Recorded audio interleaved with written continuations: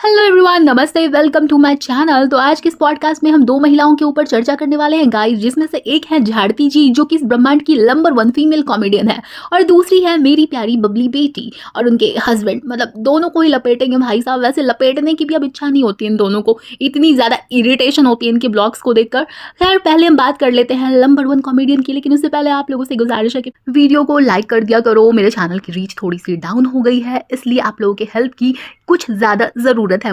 और अगर comment section में सिर्फ हाई लिख दोगे या फिर एक हार्ट ड्रॉप कर दोगे तो भी चलेगा। हाँ जी, तो ऐसा है कि झाड़ती जी की जो कॉमेडी है, हम सब जानते हैं, हमेशा चारों तरफ घूमती रहती है बॉडी शेमिंग के। अगर तुम स्टार्टिंग से ही इनके कंटेंट के बारे में सोचोगे ना कि हाँ एक ऐसी कॉमेडी होती है, तो इसकी ऐसी कॉमेडी होती है। वो दो चीज़ों के इर्द गिर्द ही घूमती रहती है। पहली, ये खुद की ही बॉडी शेमिंग करती है। मतलब यार, आप अपनी बॉडी की तो रिस्पेक्ट करो। मैं समझती हूँ यार कि आदरणीय, माननीय, पूजनीय करके आप रोस्टिंग नहीं कर सकते, आप कॉमेडी नहीं कर सकते, ठीक है, लेकिन यार थोड़ा सा परिवर्तन तो करो। हमेशा ही बॉडी शेमिंग कभी किसी और की। और दोनों में ना एक बात कॉमन है, मतलब भावना बेटी वाला टॉपिक तो मैं आगे जाके टच करूंगी, लेकिन जो ये झाड़ती जी है ना, उनके साथ ये वाली बात कॉमन है कि ये दोनों ही दूसरों के खाने पे बहुत नजर। तो पहले बात कर लेते हैं झाड़ती जी की ही क्वालिटीज़ की, क्योंकि अभी मैंने रिसेंटली जो इनके ब्लॉग में इनकी हरकत देखी है तो फिर से मेरी खोपड़ी घूम गई है। तो इन्होंने अपनी नीस के खाने का मजाक उड़ाया है। उसकी जब भी एंट्री होती है तो बैकग्राउंड में वो जो एलिफेंट वाली आवाज़ आती है वो ये लगवाती है। आपको ये मुझे ज्ञान देने मत आना भाई कि इनका जो एडिटर है वो एडिटिंग करता है, तो बिना इंस्ट्रक्शन के वो एडिटिंग कर देता है। और आप लोग क्या कुछ खा पी के, मतलब खाना खाना गाइस, बैठे होते हो कि आपको पता नहीं चलता कि एक बार चेक भी कर लेना है, और आप वैसे का वैसा अपलोड कर देते हो या करवा देते हो। नहीं ना यार, सबको पता होती है ये बात कि जो भी आपके हेल्पर्स होते हैं, आपके अंडर काम करने वाले लोग होते हैं, वो बिना आपके इंस्ट्रक्शन के कुछ भी नहीं करते हैं। उनके पास इतनी अथॉरिटी नहीं होती है कि वो आपके किसी भी फैमिली मेम्बर के एंट्री के पीछे जो भी एक नॉइज लगाए या जो भी साउंड लगाए, है ना, वो ऐसा नहीं कर सकते बिना आपकी परमिशन के। और इनकी कॉमेडी जो हम देख रहे हैं ना इतने सालों से, मतलब मजबूर है देखने के लिए, क्योंकि जहाँ देखो यही नजर आती है। तो ऐसा है, उसको देखकर तो ये बात बहुत अच्छे तरीके से साफ हो जाती है, क्लियर हो जाती है कि ये जो उटपटांग आइडियाज है, मतलब उटपटांग मुझे नहीं बोलने चाहिए, जो नीच आइडियाज हैं इन्हीं के दिमाग से निकलते हैं, ऐसे सड़े वाले। इसने इतना खा लिया, उसने उतना खा लिया। तो अभी जो पीशू है इनकी नीस, उसके पीछे ये पड़ी हुई है पानी पी के, नहा धो के। एक तो यार इनकी मेंटालिटी इतनी ज्यादा रिग्रेसिव है ना, मतलब हर किसी की शादी कराओ तो ये जो अपने बच्चे को हेल्दी खाना दे रही होती हैं, घर का खाना, शुद्ध भोजन, तो उसके लिए कहती हैं कि मैं तो अपने बच्चे को देसी खाना खिलाती हूँ, ट्रक ड्राइवर्स वाला खाना देती हूँ। सीरियसली, मतलब रोटी सब्जी खिलाती हैं। ये तो कह रही हैं कि नहीं, मेरा तो एवोकाडो वाला बच्चा नहीं है, रोटी सब्जी वाला बच्चा है। मोहतरमा, ऐसा है कि घर घर में रोटी सब्जी ही खाई जाती है। कुछ लोग होंगे जिनके यहाँ पे रेगुलरली ये सारी चीज़ें चलती होंगी, जिन चीज़ों का आप नाम ले रही हैं, ब्रोकली हो गया या फिर एवोकाडो हो गया। भाई, हम रोटी सब्जी खा के ही बड़े हुए हैं, और इस देश की जो ज़्यादातर पॉपुलेशन है वो आज भी वही खाती है और अपने बच्चों को भी वही खिलाती है। तो इसमें आपने कुछ ऐसा नहीं उखाड़ा है कि आप इस चीज़ को फ्लॉन्ट करती हैं या फिर दूसरे को आप शेमिंग करती हैं दूसरे की। मतलब शेमिंग वाली बात मैं इसलिए कर रही हूँ क्योंकि कई बार ये इस तरीके की बातें करती है ना कि फ्रेश खाना खिलाती हो। भाई, कई घरों में ना मजबूरी होती है बासी खाना खाना भी और खिलाना भी, क्योंकि जो वर्किंग मॉम्स होती हैं उनकी मजबूरी होती है। कई केसेस में वो कोई कुक अफोर्ड नहीं कर सकती हैं। आपको पैसा दे दिया भगवान जी ने, तो आप ऐसी वाणी बोल रही हैं। बहुत सारी महिलाओं को आप ये परमेश्वर सिंड्रोम जो आपको है, पति परमेश्वर सिंड्रोम, उससे भी ग्रसित कर रही है।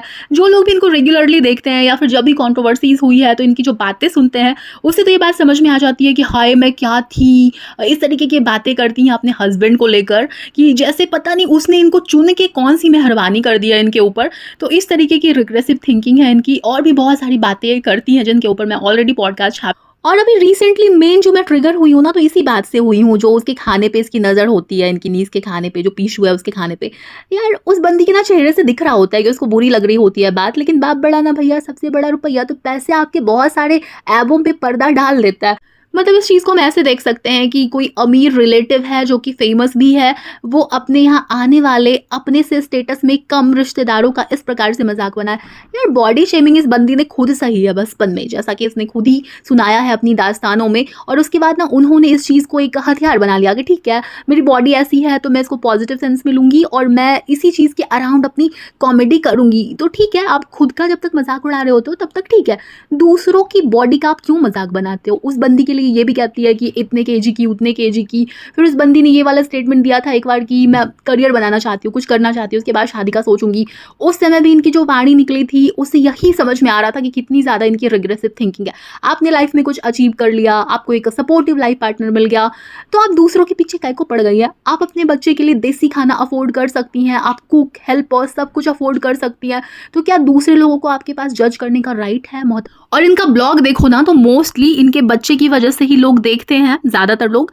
बाकी जब भी इनकी एंट्री होती है तो दुनिया भर का ड्रामा। इवन मुझे एक बार इन पे बहुत ज़्यादा चिढ़ तब भी मची थी जब इनकी जो हेल्पर है, इनकी जो नैनी है, वो गिर गई थी, उनको काफ़ी ज़्यादा चोट लगी थी। इस बात के लिए काफ़ी लोगों ने इनको कॉल आउट भी किया था।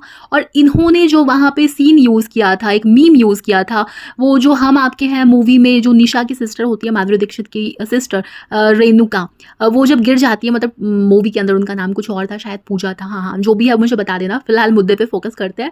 तो ऐसा वो जब गिरी थी ना सीढ़ियों से, तो वहाँ पे उस वाले सीन को एडिट करके, नहीं इनकी गलती नहीं होगी, ना एडिटर ने कर दिया होगा, हाँ, तो उन्होंने अपनी हेल्पर का चेहरा वहाँ पे चिपकाया था और उसको अपने ब्लॉग में बहुत ही फनी तरीके से दिखाया था। मोहतरमा, उनकी जगह अगर आप टपक जाती कहीं से और फिर आपका मजाक उड़ाया जाता तो बात कहीं ना कहीं तो आपको चुभती। फिर हम जैसे लोग हैं वही झंडा लेके खड़े होते कि यार ऐसे तो नहीं करना चाहिए, क्योंकि हमारे अंदर जिगरा है सही को सही, गलत को गलत कहने का। वैसे जिगरा से मुझे याद आया कि इनके कुछ चमचे यहाँ तक सुन चुके होंगे, ठीक है, उसके बाद सारी बातें ये छोड़ देंगे, क्योंकि मुद्दे वाली बात तो बात ही है ना, मेरा थोबड़ा थोड़ी ना है। उनका सारा फोकस हो जाएगा, अच्छा तुम मुंह छिपा के वीडियोस बनाती हो। तो उन लोगों से मेरी गुजारिश है कि अगर आप इतने बड़के मेरे शुभचिंतक हैं और मेरा थोबड़ा देखने के लिए इतने ज़्यादा इच्छुक हैं, ललायत हैं, तो आप एक काम करिए, आप मेरे चैनल को इतना बड़ा चैनल बना दीजिए, अच्छे खासे सब्सक्राइबर्स हो जाए और अच्छे खासे व्यूज़ आने लग जाए, मैं ढंग की अर्निंग करने लग जाऊँ ना अपने चैनल से, तो उसके बाद मैं भी आऊँगी बिंदास अपना थोबड़ा लेके, मैं भी बैठ के रोस्ट किया करूँगी। फिर मैं क्या ही डरूंगी यार, फिर तो लीगल का झमेला हो जाए, ठरकियों का मेला हो जाए, हु केयर्स भाई, जेब में हो पैसा तो डर क्या। अभी मेरे साथ पंगा हो गया ना गाइस कुछ, तो मेरे पास तो आईफोन भी नहीं है ना कि मैं उसको बेच के कुछ अपना जुगाड़ कर लूँ, कुछ नहीं भाई, अपना कुछ नहीं बनना, तो इसलिए औकात में रहने का और सावधान रहें, सुरक्षित रहे।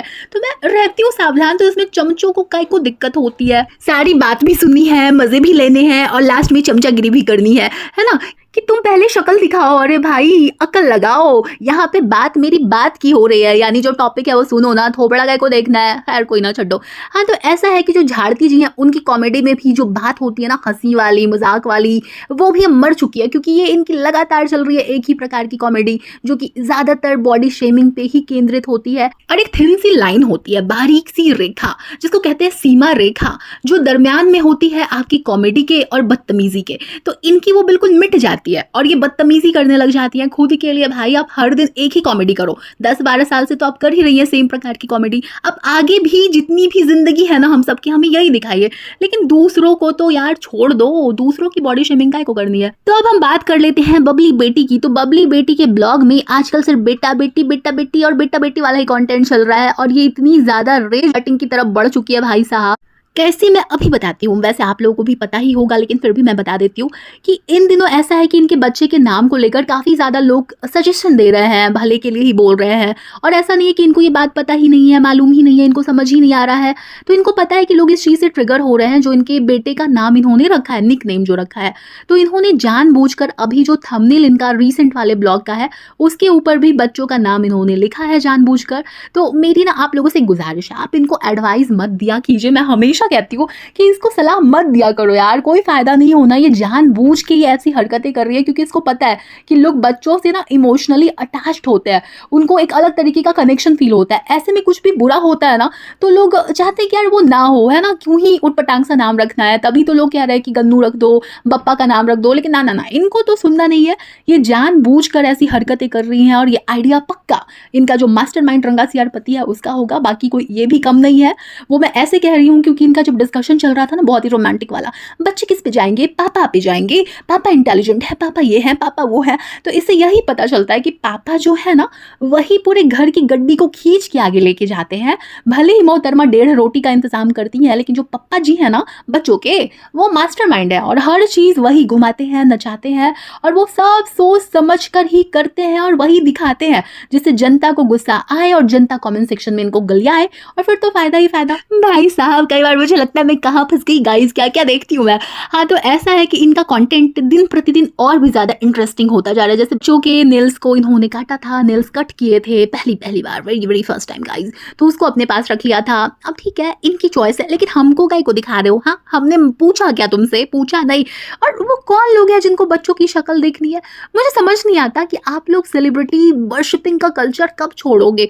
मतलब सेलिब्रिटीज़, हाँ, सेलिब्रिटीज़ ही हैं भाई, लोग इनको जानते हैं, पहचानते हैं, जो भी ये काम कर रखा है इन्होंने।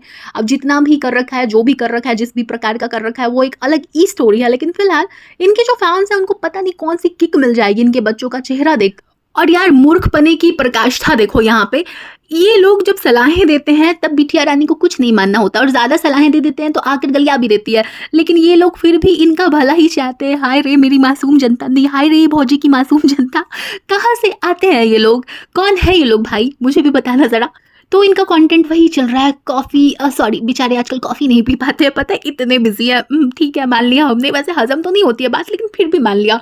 उसके बाद ये लोग जो है, ये बच्चों का जो भी है ना यार, जैसे अभी नहाना दिखा दिया है, मालिश दिखा दी, मतलब पहली बार ये हुआ वो हुआ, फर्स्ट पता नहीं क्या क्या हमें फर्स्ट और देखने को मिलेगा। ऑलरेडी मेरी जो चालू आपी हैं उनका फर्स्ट देखते देखते मैं बिल्कुल एकदम बौखला गई हूँ। अब मेरी इच्छा भी नहीं होती है उनके ऊपर बात करने की। तो यही हालात मुझे यहाँ पे भी होते हुए प्रतीत हो रहा है। फिलहाल इनके जो इन लॉज हैं, उन्होंने घर चेंज करने वाला जो कंटेंट बनाया है, उसके लिए जनता ने उनको सर आंखों पे बिठाया है भाई। जो हाइप्ड वीडियोस की लिस्ट होती है वहाँ पे उनके वीडियो को शायद 38 नंबर पे पहुँचा दिया है भाई जनता के प्यार ने। जनता के प्यार के बिना कुछ नहीं होता।